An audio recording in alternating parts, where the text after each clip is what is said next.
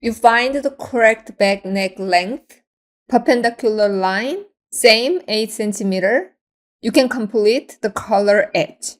Then you see this one, the blue one, is the longest, which means your collar will sitting lower at your center back around the neckline. Hi, I'm Jin. Welcome to Pattern Studio 101. People think the color is just a small detail on a blazer.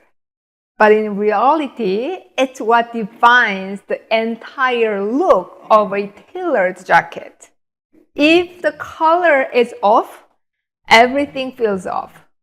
So today, we're going to draft the color pattern for a tailored blazer, the type you see with notched or peaked lapel. And I'll walk you through how to shift the angle, the collar angles, to completely change how the collar sits. This is going to be a deep dive into collar pattern structure. At the same time, this lesson continues from our double-breasted blazer series. We've been building this blazer from scratch. So if you haven't watched the previous 2 lessons, check the links in the description box. Alright, let's take a look at where we left off. Here we go. This is the back body and this is the front body with a peaked lapel. Let's zoom in to start to make the collar. As you can see, we drafted the peaked lapel.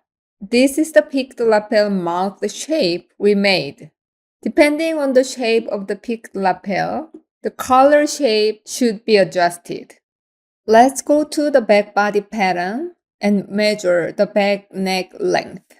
So my example is 8.85 centimeter. Extend the lapel press line. The length is the same as the back neck length. Perpendicular line, the length is 5 centimeter. I'm going to explain this length in a moment. This length will determine the collar angle that changes the collar sitting around the neck. Let's complete a collar pattern first, then we'll visit this segment back. So for now, you connect this to the high shoulder point. You see here is pointy shape at the high shoulder point. So you're gonna smooth it out. So now, this is the neckline for the collar. This is the front neckline for the body. So you measure this and you find the high shoulder point on the collar. So the same front neck length. From there, remeasure the back neck length. The back neck length you took from the back body pattern. So this is the center back neck point for the collar. And you draw the perpendicular line. So this corner is 90 degrees.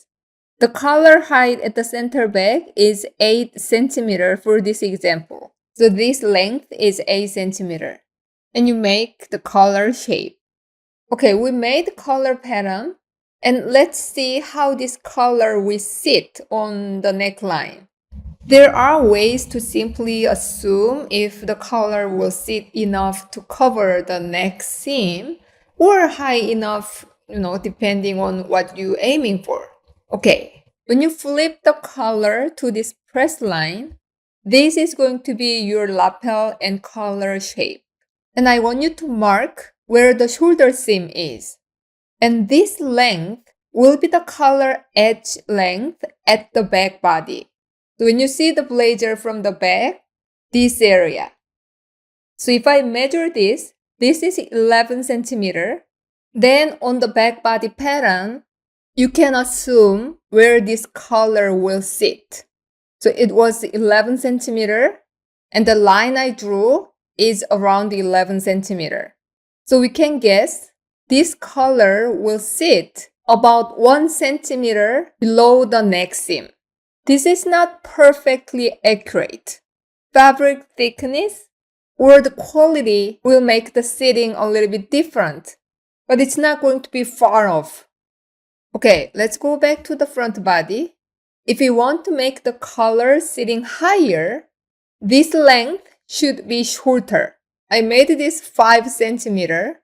But let's say we make this 3 centimeter. And it's here, right? Then the collar neckline will be like this. You draw the perpendicular line. So this corner is 90 degrees. Same collar width, 8 centimeter. Then this is going to be the collar edge. It's way shorter than the previous one, right? Which means this color, the red one, will sit way higher than this black one.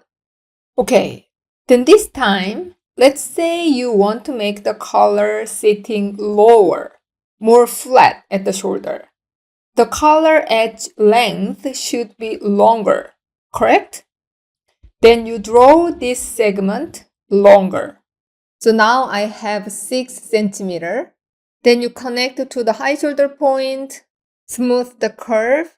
You find the correct back neck length, perpendicular line, same 8 centimeter. You can complete the collar edge.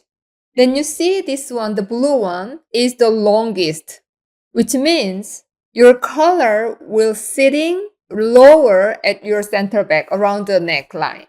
Nothing is wrong or right.